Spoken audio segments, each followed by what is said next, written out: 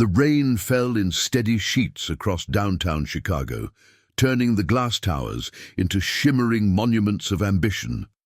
Marcus Williams adjusted his worn leather jacket and stepped out of his 12-year-old Honda Civic, the one with the dent on the passenger side and the tape holding the rearview mirror in place. He looked up at the Whitmore building, all 47 floors of it, gleaming like a promise he'd been chasing his entire life. Most people walking past him probably assumed he was there to deliver something, to fix something, or to pick someone up. They wouldn't be entirely wrong about that last part. Marcus checked his phone. The text from his daughter read, "Good luck today, Dad. Show them what you're made of." He smiled, tucking the phone back into his pocket before walking through the revolving doors. The lobby was exactly what you'd expect from a company valued at $800 million. Marble floors polished to a mirror shine. A reception desk that probably cost more than his car. Security guards in suits nicer than anything Marcus owned. "Can I help you, sir?" The receptionist's smile was professionally warm, but her eyes had already dismissed him. "I'm here for the Whitmore Industries board meeting, third-floor conference room." Her smile flickered. "I see. And you are?" "Marcus Williams." She typed something into her computer, then looked up with a mixture of confusion and barely concealed judgment. "I'm sorry, Mr. Williams, but this is an investor meeting. It's not open to the general public." "I understand. If you check your list again, you'll find my name." She sighed, the kind of sigh that said she was humoring him, and scrolled through her screen. Her expression shifted slightly. "Oh, You're on the list." "I know. I'll need to see identification." Marcus pulled out his driver's license. She examined it like she was looking for evidence of forgery, then handed it back with a tight smile. "The elevator is to your left. Conference room 3B. "Thank you." As Marcus walked toward the elevator, he could feel her eyes on his back. He could almost hear her thoughts. What is a man dressed like that doing at an investor meeting? The elevator doors opened with a soft chime. Inside stood a woman in her 50s, impeccably dressed in a navy blue suit, her silver hair cut in a sharp bob. She glanced at Marcus as he stepped in, then looked away just as quickly. "Third floor, please," Marcus said. She pressed the button without making eye contact. The silence stretched between them like a physical thing.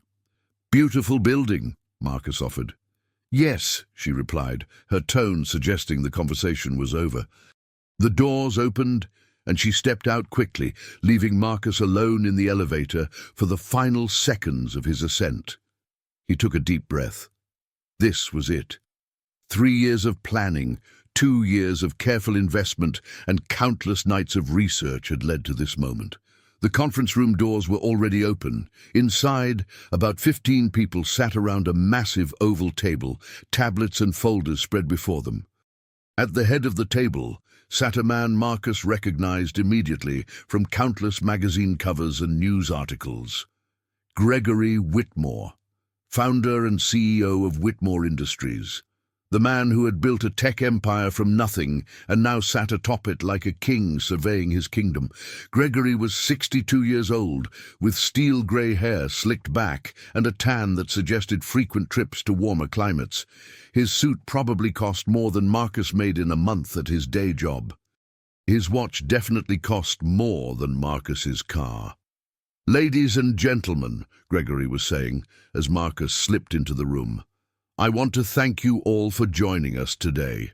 As you know, we're here to discuss the future direction of Whitmore Industries and, most importantly, to meet our newest potential investor."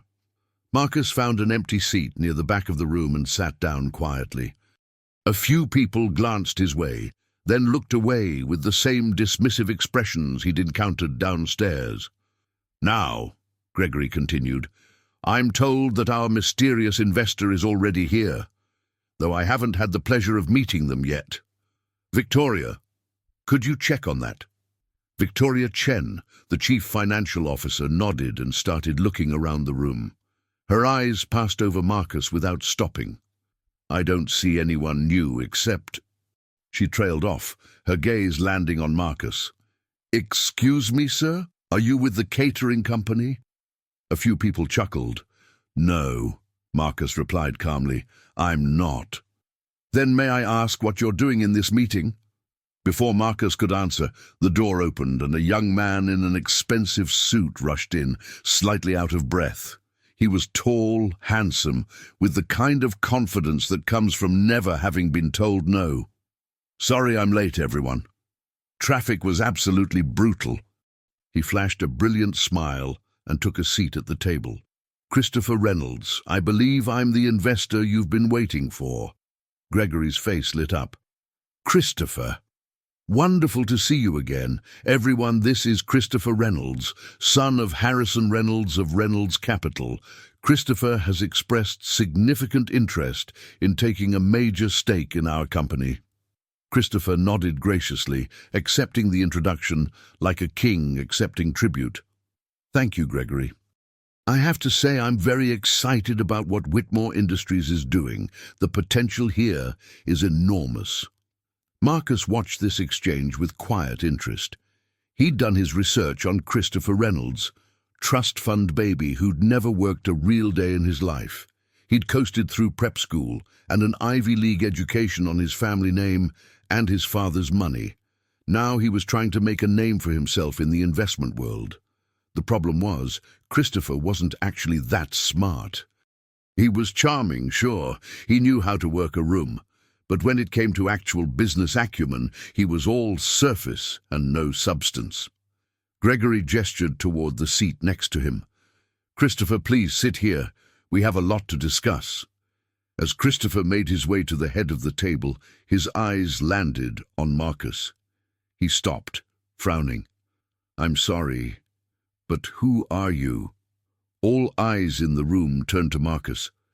"My name is Marcus Williams." Christopher's frown deepened. "Okay, but what are you doing here? This is a closed meeting." "I was invited."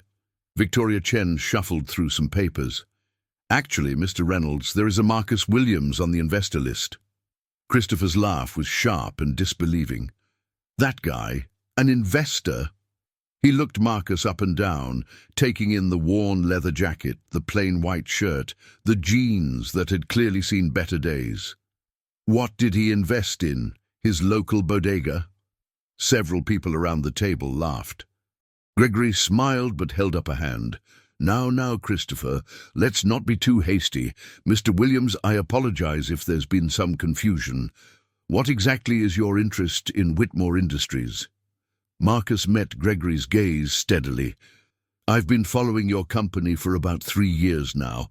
I find your approach to tech infrastructure very interesting." 3 years, Christopher repeated, his tone mocking. "And in that time, have you managed to save up enough for a down payment on a few shares?" More laughter around the table. "Something like that," Marcus replied evenly. Gregory's smile had taken on a patronizing edge.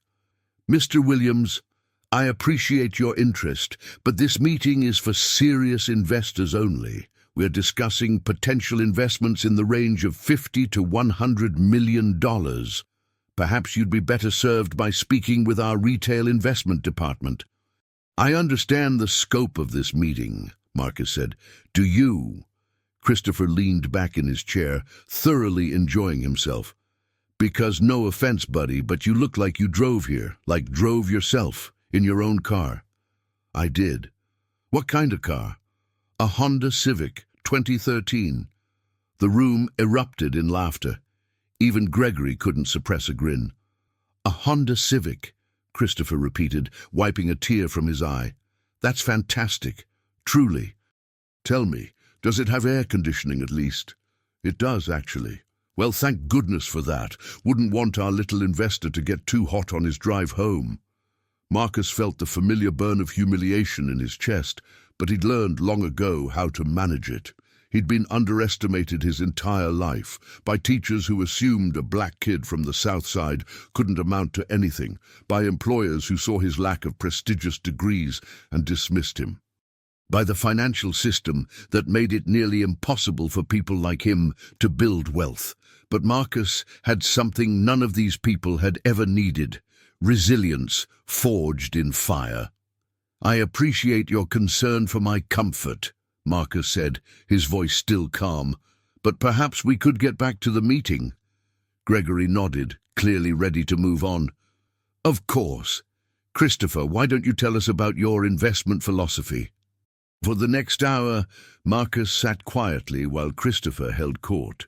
He talked about market trends, about disruptive technology, about the unprecedented opportunities in the tech sector. He used words like synergy and paradigm shift and leveraging our core competencies. It was all noise, beautiful, polished, expensive noise, but noise nonetheless. Christopher was regurgitating talking points from business magazines and podcasts, mixing in just enough confidence to make it sound original. The board members nodded along, occasionally asking softball questions that Christopher answered with practiced ease. They were already sold, not on his ideas, but on his name.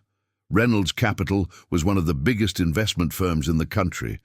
Having the Reynolds name attached to Whitmore Industries would open doors that money alone couldn't. Marcus noticed something else too. Gregory Whitmore wasn't just humoring Christopher. He was actively deferring to him, treating him like a partner rather than a potential investor. There was something going on here that went beyond a simple investment meeting. During a brief break, Marcus excused himself and stepped into the hallway. He pulled out his phone and made a call. "Janet, it's Marcus. I need you to dig into something for me." Janet Morrison had been Marcus's assistant for 3 years. She was 62 years old, a former accountant who had retired early and gotten bored. She was also one of the sharpest minds Marcus had ever encountered. "What am I looking for?" "Whitmore Industries' financial filings for the last 2 years, specifically any mention of Reynolds Capital or any of their subsidiaries." "Give me 20 minutes." Marcus ended the call and walked to the window. The rain had stopped and weak sunlight was beginning to break through the clouds. 47 floors below, the people of Chicago went about their lives, oblivious to the drama playing out above them. Marcus thought about his own life, about the path that had led him here. He'd grown up in Englewood, one of the roughest neighborhoods in Chicago. His father had been a janitor, his mother a nurse's aide. They'd worked 60-hour weeks just to keep food on the table and a roof over their heads. Education had been Marcus's way out, not the formal kind. He dropped out of community college after his mother got sick, and he needed to work full-time to help pay the bills. But he'd never stopped learning.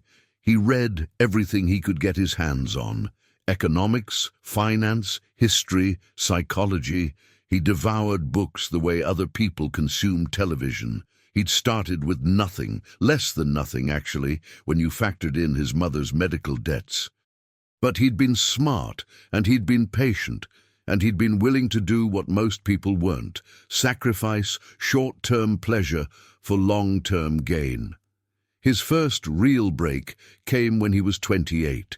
He'd been working as a delivery driver for a restaurant supply company when he overheard 2 of his customers talking about a small tech startup that was about to be acquired.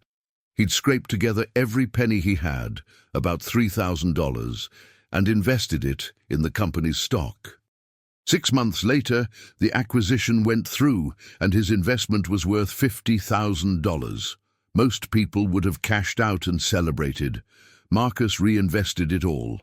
And he kept reinvesting, kept learning, kept growing.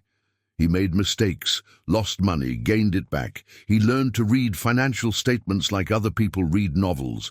He developed an instinct for separating genuine innovation from hype. By the time he was 35, he'd accumulated his first million. By 40, he'd turned that into 10 million. And by 45, his current age, he was worth just under $300 million. But he hadn't changed his lifestyle. He still drove his old Honda Civic.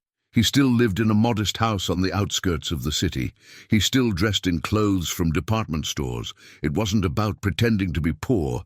It was about remembering where he came from, and about not letting money change who he was.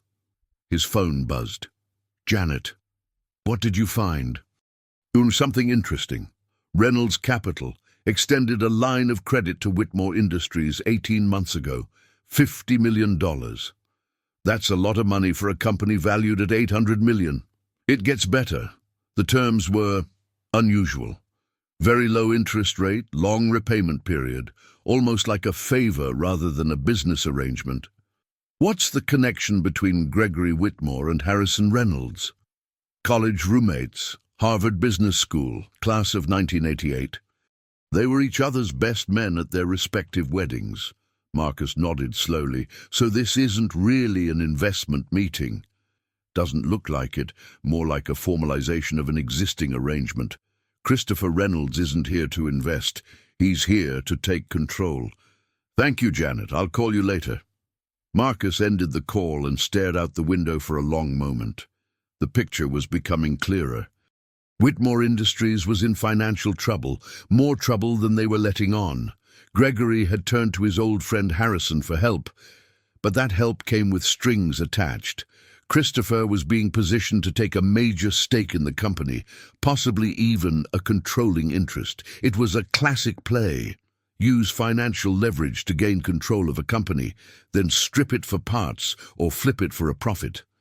The employees, the innovation, the actual value of the company, none of that mattered. It was just another transaction. Marcus had seen it happen before. He'd even profited from it in his early days, before he understood the human cost. Factories closed, workers laid off, communities devastated, all so that wealthy people could become wealthier. He'd sworn he would never be part of that again. When Marcus returned to the conference room, the meeting was winding down. Gregory was shaking Christopher's hand, both men smiling like they'd just closed the deal of the century. "So, pending the final due diligence, I think we can move forward with the investment terms we discussed," Gregory was saying. $60 million for a 40% stake." Marcus felt his eyebrows rise. 40% for $60 million? That valued the company at only $150 million. Far below its public valuation of $800 million. Either the company was in much worse shape than anyone knew, or Gregory was essentially giving it away. "Excellent," Christopher said. "My father will be very pleased. We've always admired what you've built here, Gregory." "The admiration is mutual, I assure you." Victoria Chen cleared her throat. "Before we adjourn, I believe Mr. Williams had something he wanted to discuss." All eyes turned to Marcus. Christopher's smile didn't waver, but there was a harder edge to it now. "Yes, actually," Marcus said, standing up. "I have a few questions about the company's financial health." Gregory's smile tightened.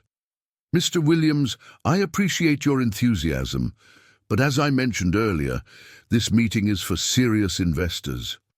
"I am a serious investor. With all due respect, I don't think you understand the scale of what we're discussing here. Christopher's family is putting up $60 million. "I understand the scale perfectly," Marcus said. "Which is why I'm curious about the valuation. Your public market cap is just under $800 million, yet you're selling 40% of the company for $60 million. That's a significant discount." The room went silent. Christopher's smile had vanished entirely. "I'm not sure how that's any of your concern," Gregory said carefully. "I'm making it my concern." "And on what authority?" Marcus reached into his jacket pocket and pulled out a folded piece of paper. He walked to the head of the table and handed it to Gregory. "What is this?" "That's a certified statement from First National Bank confirming my available investment capital." Gregory unfolded the paper. His face went pale. This says $200 million.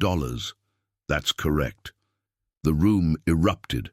Everyone was talking at once. Christopher grabbed the paper from Gregory's hands and stared at it in disbelief. "This has to be fake," Christopher said. This guy drives a Honda Civic, for crying out loud. The bank can verify it, Marcus said calmly. Feel free to call them. Victoria Chen was already on her phone. After a brief conversation, she hung up and looked at Gregory with an expression of pure shock. It's real. The bank confirms Mr. Williams has access to $200 million in liquid assets. Gregory stared at Marcus like he was seeing him for the first time, which, in a way, he was. How is this possible? Gregory asked. Who are you? I told you. My name is Marcus Williams. I'm an investor. I've been watching your company for 3 years, waiting for the right moment to make a move. But you look like... Like what? A driver? A janitor? A delivery man? Marcus's voice hardened slightly. I've been all of those things. I'm not ashamed of it.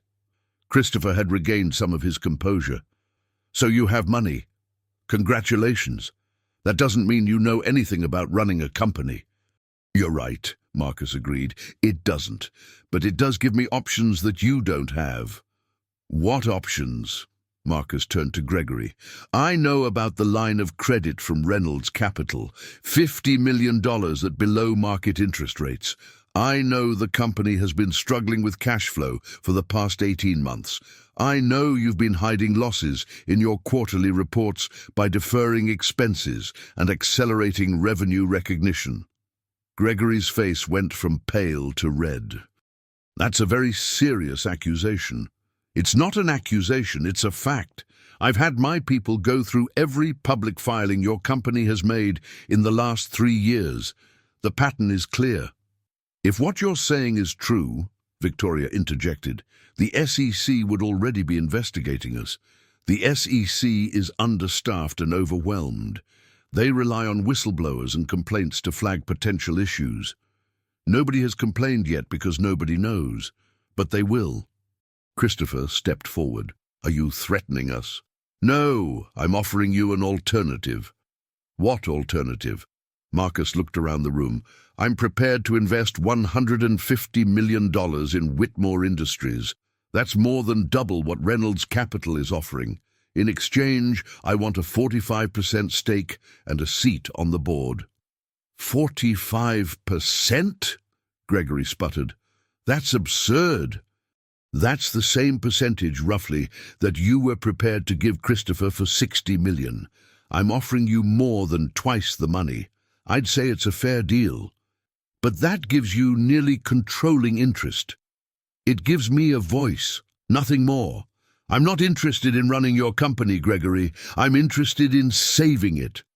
Saving it from what? Marcus gestured toward Christopher. From becoming another casualty of private equity. From being stripped for parts and sold off piece by piece. From having everything you've built turned into nothing more than a line item on someone else's balance sheet. Christopher's face was twisted with anger. You don't know what you're talking about. Don't I? I've seen what Reynolds Capital does to companies. They did it to Meridian Technologies in 2019. They did it to Sterling Industries in 2021. They come in as saviors, they take control, and then they destroy everything that made the company valuable in the first place. That's not what we're doing here. Then why is the valuation so low? Why is your father willing to pay below market rates for a company that's supposedly worth $800 million? Marcus shook his head. I'll tell you why. Because he knows the company's in trouble, and he's positioned himself to take advantage of that trouble. He's not investing in Whitmore Industries. He's buying it at a fire sale price. Gregory looked like he'd been punched in the gut. He turned to Christopher, and Marcus could see the doubt forming in his eyes. Christopher, is any of this true? Of course not. This guy is just trying to undermine our deal. He's bitter because we didn't take him seriously. I'm not bitter, Marcus said. I'm pragmatic. I saw an opportunity and I took it. The question is, what are you going to do now? Gregory was silent for a long moment. The other board members shifted uncomfortably in their seats. I need time to consider this, Gregory finally said. Of course. But I should tell you that my offer is only good for 48 hours. After that, I move on to other opportunities." Marcus turned and walked toward the door. He paused just before exiting. "One more thing. I came here today dressed like this on purpose. I wanted to see how you would treat someone who looked like they didn't belong. Now I know." He left the conference room without looking back. The next 48 hours were some of the most intense of Marcus's life. He barely slept, spending most of his time on the phone with Janet and his team of lawyers and accountants. They dug deeper into Whitmore Industries' finances, uncovering a web of problematic accounting practices that went back years. It wasn't outright fraud, not quite. But it was the kind of creative accounting that had brought down companies before. Enron had started the same way, hiding losses and inflating profits until the whole house of cards came crashing down. Gregory Whitmore wasn't a criminal. He was a man who had made poor decisions under pressure and then made more poor decisions trying to cover them up. The company was still viable, still had real value, but it needed help, and quickly. Christopher Reynolds called Marcus's phone 17 times in those 48 hours. Marcus didn't answer any of the calls. He let them go to voicemail and listened with amusement as Christopher's messages progressed from threatening to pleading to offering various forms of partnership. On the morning of the third day, Marcus received the call he'd been waiting for. "Mr. Williams, this is Gregory Whitmore." "Good morning, Gregory. I've thought about your offer. I'd like to discuss the terms in person, if you're available." "I'm available. When and where?" "There's a coffee shop on Michigan Avenue, the Blue Cup. It's small and quiet. Do you know it?" Marcus smiled. It was where he'd gotten coffee that morning. "I know it well." They met 2 hours later. Gregory looked like he'd aged 5 years in the past 2 days. His suit was still impeccable, but there were dark circles under his eyes and a tremor in his hands. "Thank you for coming," Gregory said as Marcus sat down across from him. "Thank you for calling." Gregory stirred his coffee, though he'd already stirred it 3 times. "I owe you an apology." "For what?" "For how I treated you at the meeting, for how we all treated you." He looked up, meeting Marcus's eyes. "I made assumptions based on how you looked, how you dressed. That was wrong." "It was human," Marcus said. "We all make assumptions. The question is what we do when those assumptions are challenged." Gregory nodded slowly. "I spent the last 2 days looking into you, your background, your investments, your track record. I have to say, I'm impressed. Thank you. You started with nothing, less than nothing, and you built a fortune through pure intelligence and determination. There aren't many people who can say that. There are more than you think. You just don't see them because they don't look like what you expect." Gregory winced. "That's fair." They sat in silence for a moment. Outside, the city flowed past, indifferent to the drama playing out inside the small coffee shop. "Christopher Reynolds called me last night," Gregory said finally. "He threatened to call in our loan if I took your investment instead of his. That's not a surprise. His father called me this morning, apologized for his son's behavior, offered to match your terms. Will you take it?" Gregory shook his head. "No. I've known Harrison for 40 years. We built our careers together, but somewhere along the way, we became different people. He became ruthless. I don't want that for my company." "What do you want?" "I want Whitmore Industries to survive, to thrive, to be something I can be proud of when I look back on my life." Gregory leaned forward. "I did some more research on your investments. You don't just put money into companies. You help them grow. You treat the employees well. You create value instead of extracting it." "I try to." "Why?" Marcus considered the question. "Because I remember what it's like to be at the bottom, to work 60 hours a week and still not be able to pay the bills, to be treated like you're disposable because you don't have money or a fancy degree." He paused. "Every company is made up of people. When you forget that, When you start treating them like numbers on a spreadsheet, you lose something important. Something that can't be replaced. Gregory nodded slowly. My father started Whitmore Industries in his garage. Did you know that? I did. He used to say that a company is only as good as its people. That profit is important, but it's not everything. I forgot that somewhere along the way. I got caught up in growth, in market share, in competing with bigger and bigger players. I made decisions I'm not proud of. We all do. But now I have a choice. I can keep going down the same path, let Reynolds Capital take control, watch everything my father built get dismantled, or I can try something different. Gregory reached into his jacket and pulled out a folder. He slid it across the table to Marcus. What's this? The terms of our agreement. 45% stake for $150 million. Board seat. Full transparency on all financial matters. And one other thing. Marcus opened the folder and read through the document. His eyes stopped on the final clause. You want me to be the CEO? Gregory nodded. I'm tired, Marcus. I've been doing this for 30 years. I've made mistakes that I don't know how to fix. The company needs new leadership, someone who can see things clearly, someone who isn't trapped by the decisions of the past. That's a lot of responsibility. Yes, it is, but I think you can handle it. Gregory smiled, a genuine smile for the first time since they'd met. You've been underestimated your whole life. Maybe it's time to show everyone what you can really do. Marcus looked at the document for a long moment. This wasn't what he'd planned.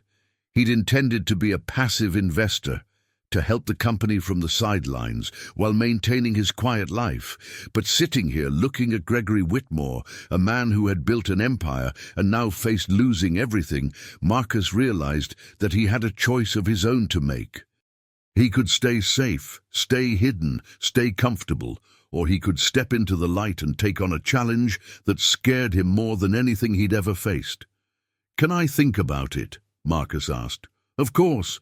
Take as long as you need. Marcus stood up, tucking the folder under his arm. I'll be in touch. He walked out of the coffee shop and into the bright Chicago morning.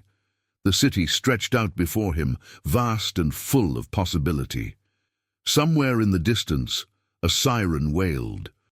A bus rumbled past, packed with people heading to their jobs, their appointments, their lives. Marcus thought about his father, who had worked as a janitor until his hands were raw, who had never complained even when life dealt him one bad card after another. He thought about his mother, who had held the family together with pure force of will, who had believed in Marcus even when no one else did. He thought about his daughter, Alicia, who was in her second year at Stanford, studying computer science. She had her mother's brains and her father's stubbornness, and she was going to do great things someday. And he thought about himself, about the boy from Englewood who had dared to dream of something more, about the young man who had scraped and saved and sacrificed, about the investor who had quietly built a fortune while the world paid him no attention. Maybe it was time to stop being invisible. Marcus pulled out his phone and called Janet. Janet, I need you to clear my schedule for the next 6 months. That's a lot of schedule. I know. I'm about to make a very big decision. Does it have something to do with Whitmore Industries? It has everything to do with Whitmore Industries. He could hear her smile through the phone. Good. It's about time you stopped playing small. I wasn't playing small. I was being careful. Same thing in your case. You've been waiting for the right moment for years. Maybe this is it. Maybe, Marcus agreed. I'll call you later. He ended the call and looked up at the sky. The sun was fully out now, burning away the last traces of yesterday's rain. It was going to be a beautiful day. Marcus got into his Honda Civic, turned on the engine, and drove home. He had a lot of thinking to do. The decision came to Marcus in the middle of the night, 3 days later. He woke up at 3 a.m. with a clarity he hadn't felt in years. He was going to do it. He was going to step out of the shadows and take on the biggest challenge of his life. He called Gregory the next morning. I'm in, Marcus said, but I have conditions. Name them. First, complete transparency. I want access to everything, every contract, every email, every financial record, no secrets. Done. Second, I want final authority on all major decisions for the first 6 months. No board interference. That could be difficult to sell to the other board members. They'll come around when they see the results. Gregory was silent for a moment. What else? Third, no layoffs. Not unless absolutely necessary for the survival of the company. We find other ways to cut costs. That might not always be possible. We make it possible. Every employee is a human being with a family, with responsibilities, with dreams. We don't treat them like line items on a spreadsheet. All right, agreed. Fourth, and this is non-negotiable, Christopher Reynolds is never allowed in the building again. If his father wants to maintain a business relationship, he can send someone else, but not Christopher. Gregory actually laughed. Done. Anything else? Yes. I want to meet every employee personally, every single one. I want to know their names, their roles, their concerns. I want to understand this company from the ground up. That's 4,000 employees, Marcus. I know, it'll take time, but it's important. May I ask why? Because you can't lead people you don't know. You can't inspire them. You can't motivate them. You can't earn their loyalty. They're not cogs in a machine. They're the engine that makes everything work. Gregory was quiet for a long moment. When he spoke again, his voice was thick with emotion. I wish I'd thought like that when I was your age. Maybe things would have been different. It's not too late to start. No, I suppose it isn't. They agreed to announce the deal at a press conference the following week. Until then, everything would be kept strictly confidential. Marcus wanted to surprise people. He wanted the moment of revelation to be as powerful as possible. In the meantime, he had work to do. He started by going through every document Janet had compiled on Whitmore Industries. Financial statements, organizational charts, product roadmaps, customer feedback, employee reviews. He read it all, making notes, identifying patterns, forming hypotheses. The company was in worse shape than even he had realized. The creative accounting had masked deeper structural problems. Revenue was stagnant. Innovation had ground to a halt. Employee morale was at rock bottom. But there was still something there, a kernel of excellence buried under layers of poor management and short-sighted decision-making. The company's core technology was still cutting edge. The workforce was still talented. The customer base was still loyal. It just needed someone to clear away the debris and let the light in. Marcus made lists. Things that needed to change immediately. Things that could wait. Things that would require more information before he could make a decision. He also made calls to friends in the industry, to former colleagues, to mentors who had guided him over the years. He assembled a team of advisors, people he trusted, people who would tell him the truth even when he didn't want to hear it. And he thought about how he would present himself to the world. For 30 years, Marcus had cultivated invisibility. He had deliberately stayed out of the spotlight, letting his investments speak for themselves. He had no social media presence, gave no interviews, appeared in no photographs. That was about to change. He would need to become a public figure, a face that people recognized, a voice that people listened to. It would mean giving up the privacy he had cherished for so long, but it would also mean something else. It would mean showing people that wealth and power didn't have to look a certain way, that success could come from anywhere, that the American dream, for all its flaws, was still possible. Marcus thought about all the young people growing up in neighborhoods like the one he had come from, kids who were told, explicitly or implicitly, that they didn't belong in boardrooms or corner offices, kids who never saw anyone who looked like them in positions of power. Maybe he could change that. Maybe he could be the example that someone needed to see. It was a terrifying thought, but it was also exhilarating.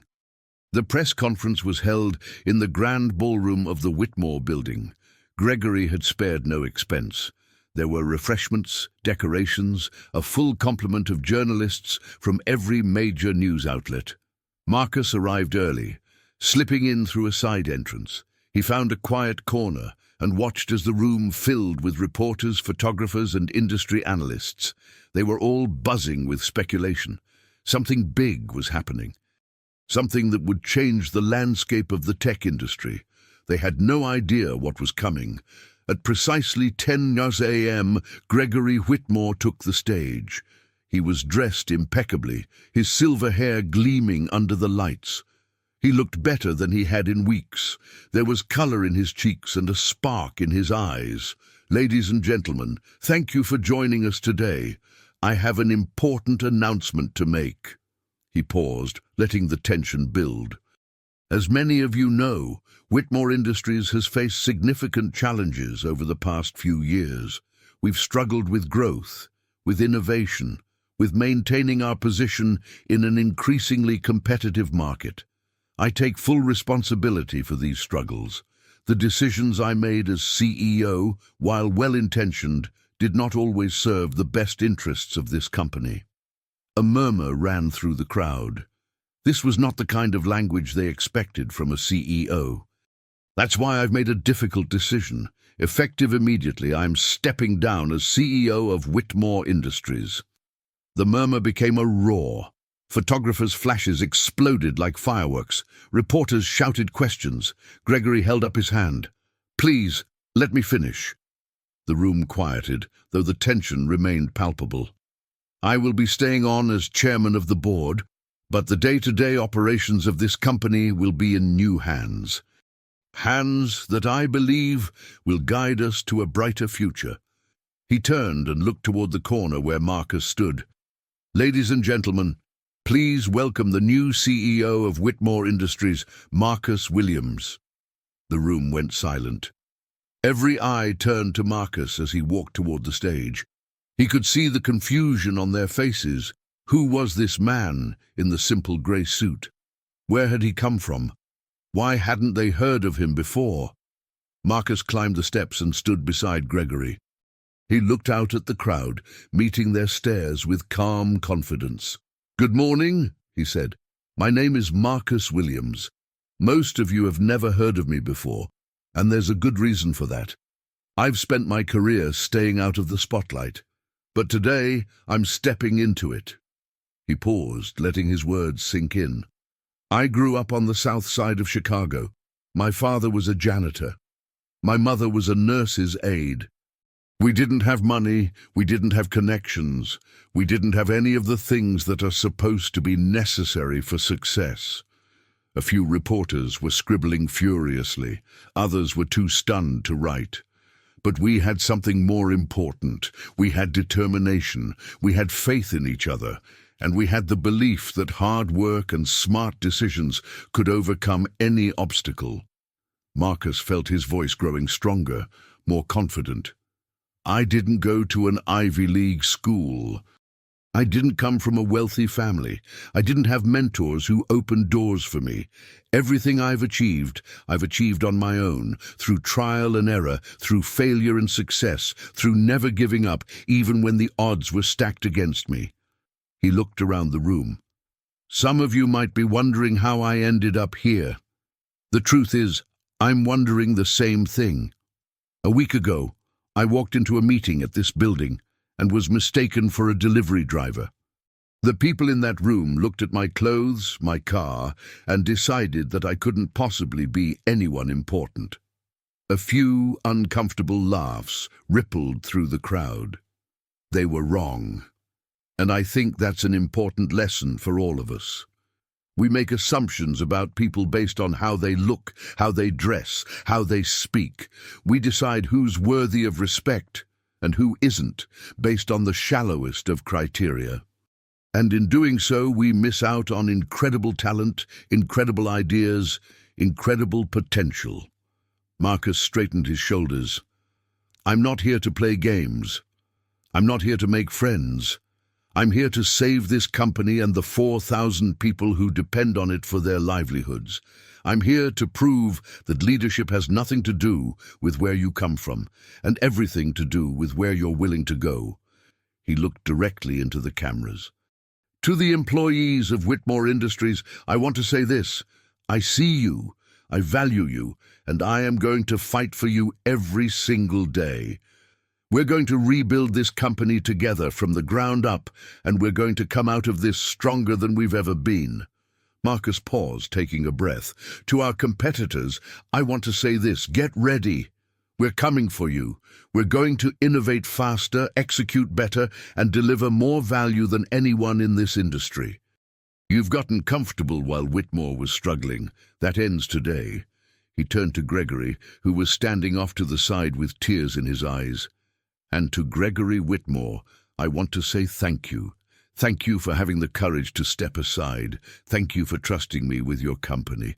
Thank you for seeing something in me that others couldn't see. I won't let you down." Gregory nodded, unable to speak. Marcus turned back to the crowd. "That's all I have to say for now. I'll take a few questions." The room erupted. 100 hands went up. 100 voices shouted at once. Marcus pointed to a woman in the front row. "Sarah Chen, Wall Street Journal. Mr. Williams, can you tell us more about your background? How did you accumulate the wealth necessary to make this investment?" "I started investing when I was 28, with $3,000 I'd saved from working as a delivery driver. I got lucky on my first investment, a small tech company that was acquired. I reinvested the proceeds and kept learning, kept growing. I've been doing this for almost 20 years now." "And you've never been profiled in any major publication?" "No. I've always preferred to stay private. That's going to change now, obviously." He pointed to a man in the back. "Tom Richards, Forbes. What's your investment philosophy? What makes you different from other investors?" "I invest in people, not just companies. I look for businesses with strong fundamentals and strong cultures. And I take a long-term view. I'm not interested in quick profits. I'm interested in building something that lasts." Some would say that's naive. Some would be wrong. Laughter rippled through the room. Another hand, a young black woman with a press badge from a local newspaper. "Mr.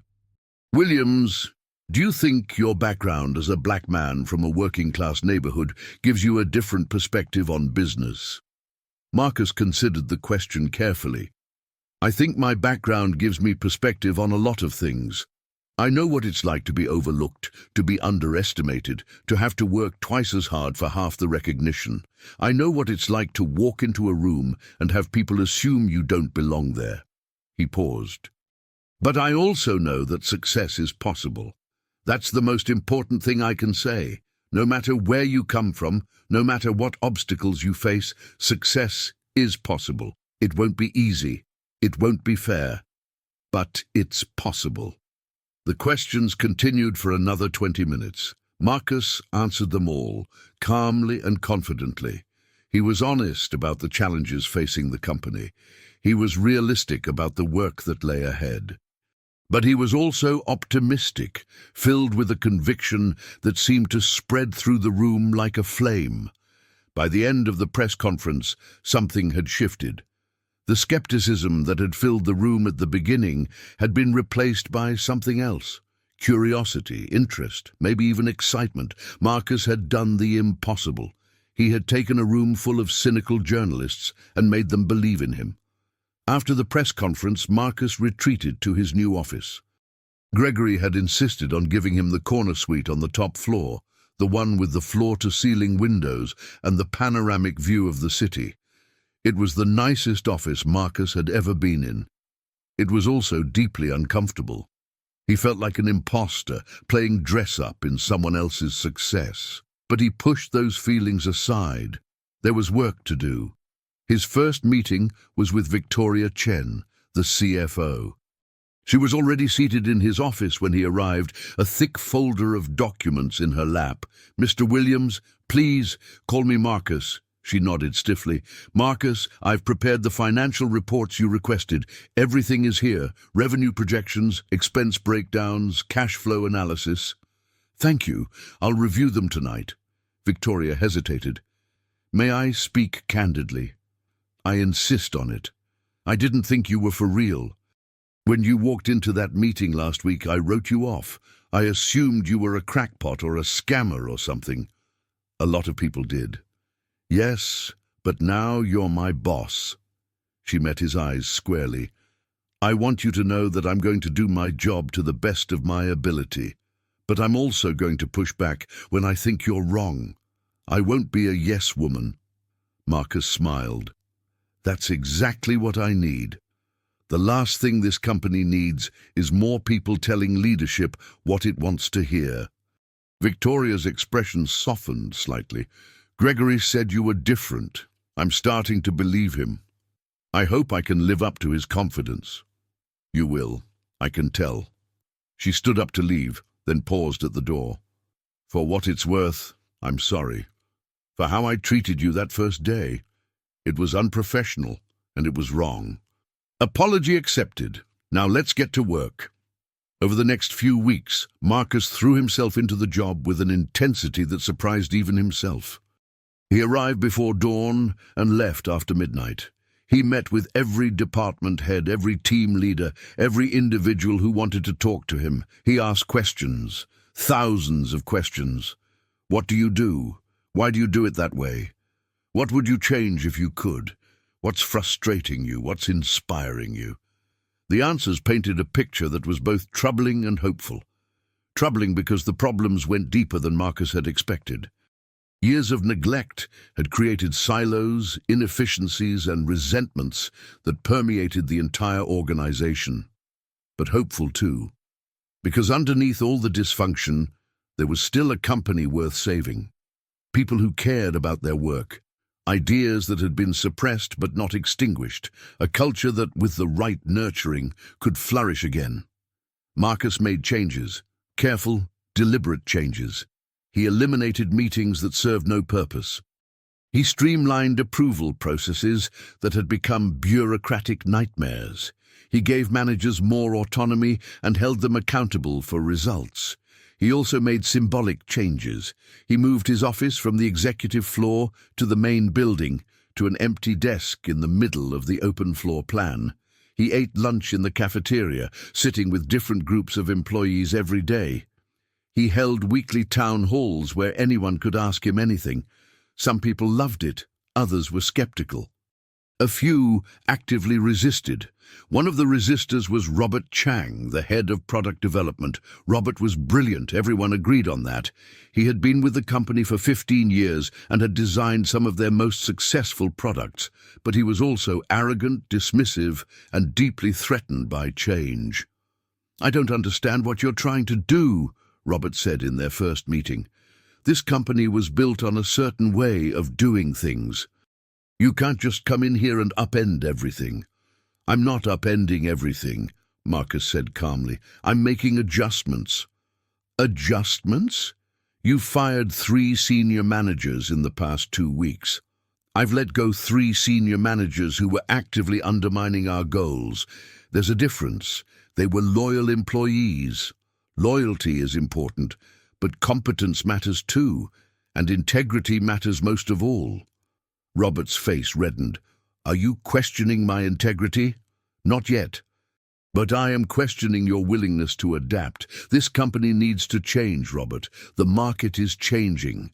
Technology is changing. Our competitors are changing. We can either change with them or we can die. That's very dramatic. It's also true. Robert stood up abruptly. I've been with this company since before you knew it existed. I'm not going to be lectured by some outsider who got lucky on the stock market. Marcus let the insult hang in the air for a moment before responding. You're right that I'm new here, and you're right that I have a lot to learn, but I'm not going anywhere, so we can either find a way to work together or we can make this very difficult for both of us. Robert glared at him. Is that a threat? It's a statement of fact. I've been underestimated my whole life, Robert. I've learned how to handle it. The question is whether you can learn too." Robert stormed out of the office without another word. Over the next few days, Robert did everything he could to undermine Marcus. He spread rumors, stalled projects, and generally made himself a nuisance. Marcus let it go on for a while, observing, gathering information. Then he made his move. At the next town hall meeting, Marcus stood up in front of the entire company and addressed the elephant in the room. "I know there are people here who don't trust me, people who think I'm in over my head, people who are actively hoping I fail." He looked out at the crowd, finding Robert's face in the back. "I want to say something to those people. You have every right to be skeptical. I'm new here. I've made mistakes, and I'll make more. But I'm also committed to this company in a way that transcends personal ego or political games." He paused. "I'm not interested in winning battles. I'm interested in winning the war. And the war we're fighting isn't against each other. It's against mediocrity, against complacency, against the belief that we can't be great again." He stepped down from the podium and walked toward Robert. "Robert Chang is one of the most talented people in this industry. He's also been one of my most vocal critics, and I want to offer him a deal. Right here, right now." Robert looked stunned. He clearly hadn't expected this. "Robert, I want you to head up our new innovation lab. I want you to have the resources, the autonomy, and the support to create something truly breakthrough. No bureaucracy, no approval committees, no interference from me or anyone else." The room went silent. "In exchange, I want your commitment.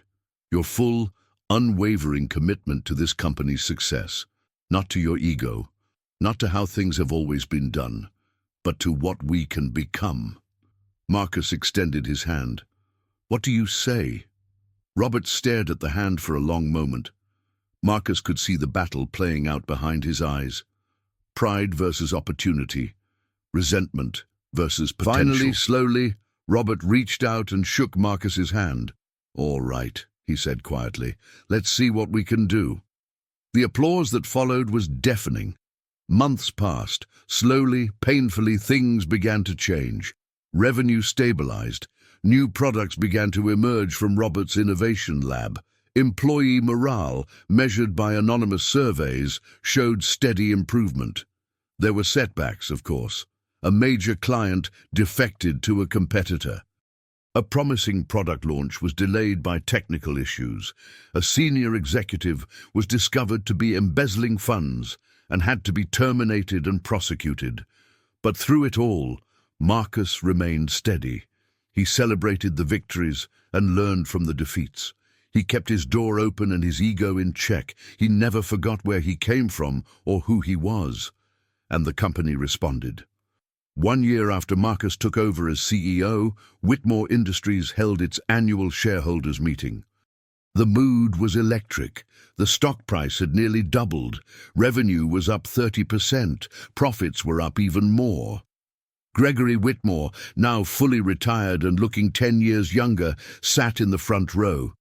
He was beaming like a proud parent. Marcus took the stage to thunderous applause. He looked out at the crowd, hundreds of faces, many of whom he now knew by name. 1 year ago, he began, I walked into this building as a stranger. Some of you thought I was a janitor. Some of you thought I was a delivery driver. Some of you thought I was in the wrong place at the wrong time. Laughter rippled through the audience. You were half right. I was a delivery driver once. I was a janitor's son. I was a lot of things that you don't usually see in corner offices and boardrooms, but I was also determined. I was also smart. And I was also willing to work harder than anyone else to prove myself. He paused, letting the words settle. This past year has been the hardest of my life, and also the most rewarding. I've learned things about business, about leadership, about myself that I never could have learned any other way. Marcus looked down at his notes, then pushed them aside. But the most important thing I've learned is this: success isn't about where you come from. It's about where you're going. It's about the people you surround yourself with. It's about having the courage to fail and the resilience to get back up. He gestured to the audience. Every person in this room has contributed to what we've achieved. The engineers who stayed late to solve impossible problems. The salespeople who knocked on one more door. The support staff who kept everything running behind the scenes. The executives who made hard decisions and stood by them. Marcus's voice grew softer, more personal. When I was a boy, my mother used to tell me that every person has a story, and that most of the time we only see the surface. We see the nice suit or the expensive car, and we make assumptions. But underneath, everyone is fighting battles we know nothing about. He thought about his mother, who had passed away 5 years ago, who had never seen him achieve the success she had always believed he would. So I want to end with a challenge. For all of you, but especially for anyone watching who feels like they don't belong, who feels like success is for other people, who feels like the deck is stacked against them. Marcus looked directly into the camera that was broadcasting the meeting to employees around the world. You belong. Your voice matters. Your potential is limitless. Don't let anyone tell you otherwise. Not the people who doubt you. Not the voice in your own head that whispers you're not good enough. Not the systems that seem designed to keep you down. He smiled, thinking of his old Honda Civic, which was still sitting in his garage at home. He hadn't sold it. He never would. I'm proof that it's possible, and if I can do it, so can you. The applause that followed seemed to go on forever. After the meeting, Marcus found a quiet corner and called his daughter. "Hey, Dad, how did it go?" "It went well, I think. People seemed to like what I had to say." Alicia laughed. "Of course they did. You're the most genuine person I know. I learned it from your grandmother. And you taught it to me. The cycle continues." Marcus felt tears prick at his eyes. "I miss her." "I know, Dad. Me too." They talked for a few more minutes about Alicia's classes, about her plans for the summer, about the small details that made up a life. When Marcus finally hung up, he felt more at peace than he had in months. He walked to the window and looked out at the city. Chicago spread before him like a promise, all glass and steel and endless possibility. Somewhere out there, a kid was growing up in a neighborhood like the one Marcus had come from. A kid who was smart and hungry and desperate to escape. A kid who didn't know yet that escape was possible. Marcus made a mental note to reach out to some local schools, to start a mentorship program, to do something concrete to help kids like that kid he had once been. It wouldn't be enough. It would never be enough, but it would be something. And something was always better than nothing. Marcus Williams, CEO of Whitmore Industries, former delivery driver, son of a janitor, walked out of the building and into the Chicago evening. The sun was setting, painting the sky in shades of orange and pink. He got into his Honda Civic, turned on the engine, and drove home. Some things, he thought, don't need to change. 3 years later, Marcus stood on the stage at Stanford University, looking out at a sea of young faces in black robes. Alicia was somewhere in that crowd, though he couldn't spot her. She had graduated with honors from the computer science program, and today she would receive her diploma. But before that, Marcus had been asked to give the commencement address. He had tried to say no, had told the university president that he wasn't a public speaker, that he didn't belong on the same stage where so many brilliant minds had stood before him. The president had smiled and said that was exactly why they wanted him. So here he was, the dropout from Chicago, speaking to the graduates of one of the most prestigious universities in the world. "I could stand up here and tell you that success is guaranteed if you work hard enough," Marcus began. "But that would be a lie. The truth is, success is never guaranteed. Life is unfair. Systems are rigged. Luck plays a bigger role than any of us want to admit." He saw some uncomfortable shifting in the audience. This wasn't the inspirational pablum they had expected. "But here's what I've learned. The unfairness of life isn't an excuse, it's a challenge. Every obstacle is an opportunity to prove what you're made of. Every setback is a chance to come back stronger. Every person who underestimates you is a chance to surprise them. Marcus thought about Gregory Whitmore, who had passed away peacefully 8 months ago, surrounded by his family. In his final months, Gregory had told Marcus that their meeting was the best thing that had ever happened to Whitmore Industries, that Marcus had saved not just a company, but his legacy. I didn't go to a school like this. I didn't have the advantages that many of you have, but I also had something that's harder to acquire than a degree. I had hunger.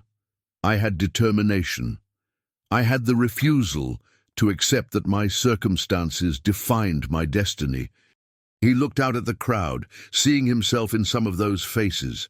The first-generation students, the scholarship kids, the ones who had fought tooth and nail just to get here. So, here's my advice. For whatever it's worth, don't wait for permission. Don't wait for someone to tell you you're ready. Don't wait for the perfect moment, because it will never come. Start now. Start where you are. Start with what you have. Marcus smiled, thinking of his Honda Civic, which was now sitting in a museum as part of an exhibit on entrepreneurship. He had finally agreed to donate it, after the museum promised to include a plaque explaining its significance. And never forget where you came from, not as a burden, but as a source of strength. The struggles you've overcome have shaped you in ways that will serve you for the rest of your life. Embrace them. Learn from them. Let them fuel you. He felt his voice catch slightly. My mother used to say that the world needs all kinds of people, the ones who inherit empires and the ones who build them from scratch, the ones who have everything handed to them and the ones who have to claw for every opportunity. She believed that both paths could lead to greatness, but that the second path builds a different kind of character.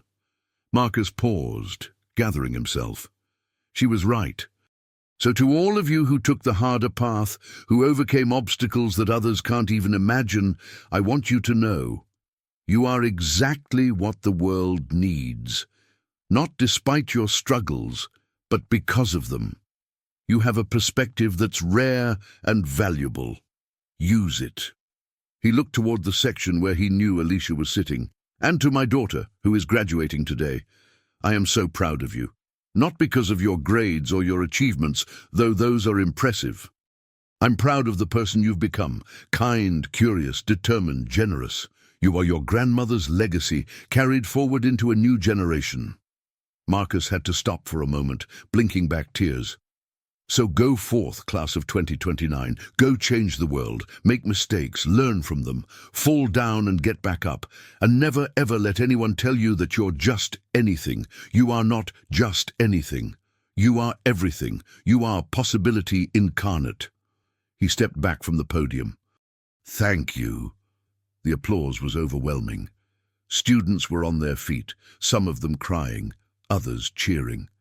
Marcus stood there, taking it in, feeling something he rarely allowed himself to feel: pride. Afterward, when the ceremony was over and the crowds had dispersed, Marcus found Alicia in the courtyard. She ran to him and threw her arms around his neck. That was amazing, Dad. I wasn't sure anyone would care what an old dropout had to say. Alicia pulled back and looked at him. You're not just an old dropout. You're proof that the story isn't over until we say it's over. You're proof that every single one of us has the power to rewrite our own narrative. Marcus smiled. When did you get so wise? I learned from the best. They walked together across the beautiful campus, father and daughter, past the manicured lawns and the ancient buildings, past the bright futures and the infinite possibilities. So, what's next for you? Marcus asked. Alicia grinned. I'm starting a company. I've got an idea for a new kind of educational technology, something that could help kids in underserved communities access the same resources as kids in wealthy schools. That sounds expensive. I know. I was hoping maybe you could introduce me to some investors. Marcus laughed. I might know a few.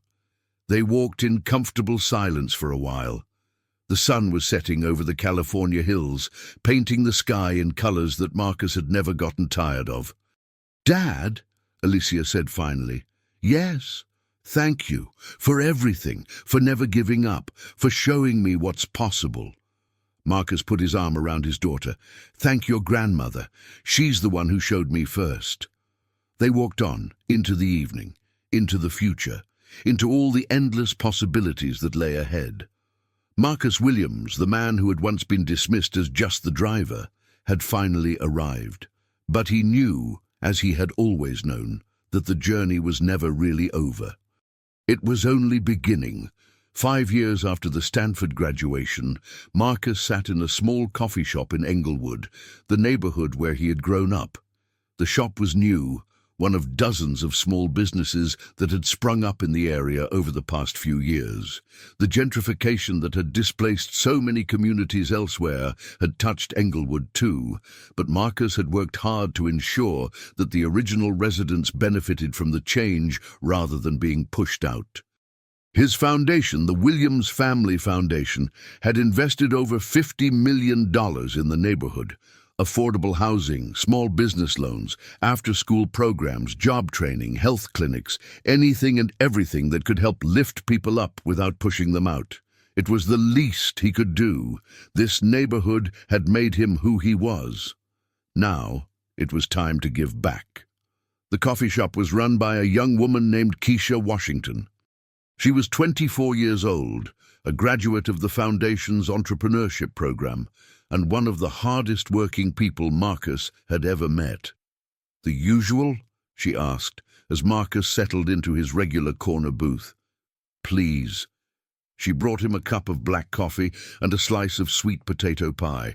Both were perfect, as always. "How's business?" Marcus asked. "Growing. We had to hire 2 more people this month." Keisha beamed with pride. "Can you believe it? 2 years ago, I was working 3 jobs just to pay rent. Now I own a business. I can believe it. I always knew you had it in you." "You gave me a chance. That's what made the difference." Marcus shook his head. "I gave you an opportunity. You did all the work." Keisha smiled and went back to the counter to help other customers. Marcus sipped his coffee and looked out the window at the street where he had once played as a child. The neighborhood had changed, but not beyond recognition. The same row houses, now freshly painted. The same corner store, now under new management. The same park, now with new playground equipment and a community garden. And everywhere signs of life. People walking their dogs, kids riding bicycles, old folks sitting on their porches, watching the world go by. This was what Marcus had worked for, not the billions in his bank account, though those were nice, not the awards and the accolades, though he appreciated them, but this vibrant, thriving community, this proof that change was possible. His phone buzzed, a text from Alicia. "Company hit 1 million users today. We're celebrating at the office. Wish you were here." Marcus smiled and typed back, "Proud of you, baby. Save me some cake." Alicia's company, Equilearn, had exceeded all expectations. The educational technology platform was now being used in schools across the country, providing students in underserved communities with access to the same high-quality resources as their wealthier peers. It was making a real difference, and Alicia was just getting started. Marcus thought about his mother, who would have been 90 this year if she had lived. He wished she could see what her sacrifices had produced. Not just his success, but the ripples spreading outward, touching lives she would never know. "Mom," he whispered, "I hope I made you proud." The door to the coffee shop opened, and a young man walked in. He was maybe 19 or 20, wearing jeans and a hoodie, looking nervous and out of place. His eyes scanned the room until they landed on Marcus. "Mr. Williams?" Marcus nodded. "You must be Darnell. Please sit down." Darnell Jackson was the latest recipient of the Williams Foundation Scholarship, a full ride to Northwestern University to study engineering. He had grown up 4 blocks from where they now sat, in a household much like the one Marcus had known. "Thank you for meeting with me, sir." "Thank me when you graduate." For now, we're just having coffee." They talked for an hour, about Darnell's dreams and fears, about the challenges of being a first-generation college student, about the imposter syndrome that had plagued Marcus for years and sometimes still crept up on him. "Can I ask you something personal?" Darnell asked. "Of course. Do you ever regret staying so, I don't know, regular? You could have moved anywhere. A mansion in Beverly Hills, a penthouse in Manhattan, but you're still here in the old neighborhood. Why?" Marcus thought about the question. It was one he had asked himself many times. "Because this is home. These are my people. And because I think it's important to remember where you come from, not as a burden, but as a compass. When you know who you are and where you started, it's a lot harder to lose yourself." Darnell nodded slowly. "That makes sense. Besides," Marcus added with a grin, "the sweet potato pie here is the best in the city." Darnell laughed. It was a good laugh, full of youth and hope and all the possibilities that lay ahead. "I'll let you in on a secret," Marcus said, leaning forward. "The key to success isn't just working hard, it's also knowing when to ask for help. You don't have to do everything alone. Build a network, find mentors, surround yourself with people who challenge you and support you." "Like you're doing for me?" "Exactly like that. Someday you'll be in my position, and when you are, I hope you'll remember this conversation, and I hope you'll do the same for someone else." Darnell's eyes were bright. "I will, sir. I promise." "Don't promise me. Promise yourself." They shook hands, and Darnell left, walking with a confidence that hadn't been there when he arrived. Marcus watched him go, feeling the same satisfaction he felt every time he helped someone take a step forward. His phone buzzed again. This time it was a reminder: board meeting in 2 hours. Marcus sighed. Running a multi-billion-dollar company was never-ending work, but he wouldn't have it any other way. He finished his coffee, left a generous tip for Keisha, and walked out into the Chicago afternoon. The sky was overcast but not threatening. A typical Chicago day. As he walked to his car, an old man stopped him on the sidewalk. He was wearing a worn coat and a Cubs cap, and his face was weathered by decades of hard living. "Excuse me, sir. Got any spare change?" Marcus reached into his pocket and pulled out a $20 bill. The man's eyes widened. "Thank you, sir. God bless you." "What's your name?" Earl Thompson." "Earl, have you eaten today?" Earl shook his head. "Come on, there's a coffee shop right there. Let me buy you lunch." They walked back into Keisha's shop together. She didn't bat an eye, just prepared a full meal for Earl while Marcus sat with him and talked. Earl had been a construction worker for 30 years before a back injury put him out of work. His wife had passed away. His kids had moved away. He had fallen through the cracks of a system that was supposed to catch people like him. "I'm going to give you my card," Marcus said when Earl had finished eating. "There's a number on the back. It's for a housing program run by my foundation. Call them tomorrow. Tell them I sent you." Earl stared at the card like it was a winning lottery ticket. "Why are you doing this? You don't even know me." "Because someone helped me once, when I had nothing. And because I believe that's what we're supposed to do. Help each other." Earl's eyes filled with tears. "I don't know what to say." "Say you'll call that number tomorrow. Say you'll give yourself another chance." "I will. I promise." Marcus clasped Earl's hand in both of his. "Good. Now go home and get some rest. Tomorrow is a new day." Marcus walked out of the coffee shop for the second time that day. His car was where he had left it, not the old Honda Civic anymore. He had finally upgraded to a modest electric sedan, but he still drove himself everywhere. He still resisted the trappings of extreme wealth. Some things, he thought, never change, and some things shouldn't. He got into the car and started the engine. The city stretched out before him, full of stories waiting to be written, lives waiting to be changed, possibilities waiting to be realized. Marcus Williams, CEO, philanthropist and eternal optimist, drove toward the future. And the future looked bright. 10 years after taking over Whitmore Industries, Marcus announced his retirement. It was time, he said, to pass the torch to a new generation. He had done what he set out to do. The company was thriving. The employees were taken care of. The foundation was doing more good than ever. At 60 years old, Marcus felt a deep sense of peace.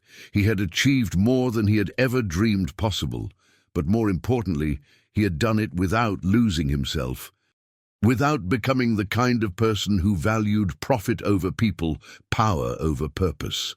The retirement ceremony was held in the same ballroom where he had been announced as CEO a decade earlier. The same faces, many of them now older and wiser. New faces too, people who had joined the company because they believed in what Marcus was building. Gregory Whitmore's portrait hung on the wall, a reminder of the man who had taken a chance on an unknown investor in a worn leather jacket. Marcus nodded to it as he took the stage. "I never expected to be here," he began, "and I mean that literally. I never expected to be in a corner office. I never expected to run a major corporation. I never expected any of it." He looked out at the crowd. "But life has a funny way of surprising us, and I've learned that the best thing we can do is stay open to those surprises, stay humble, stay hungry, stay true to who we are." Marcus talked about the journey, about the challenges and the triumphs, about the people who had helped him along the way. He talked about his parents, his daughter, his mentors, his team. "I want to introduce you to my successor," he said finally. "Someone who embodies everything I believe in, someone who will take this company to heights I can only imagine." He turned to the wings of the stage.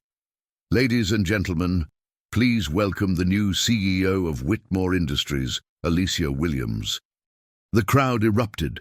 Alicia walked onto the stage, tall and confident, looking so much like her grandmother that Marcus's heart ached. She hugged her father, then turned to face the audience.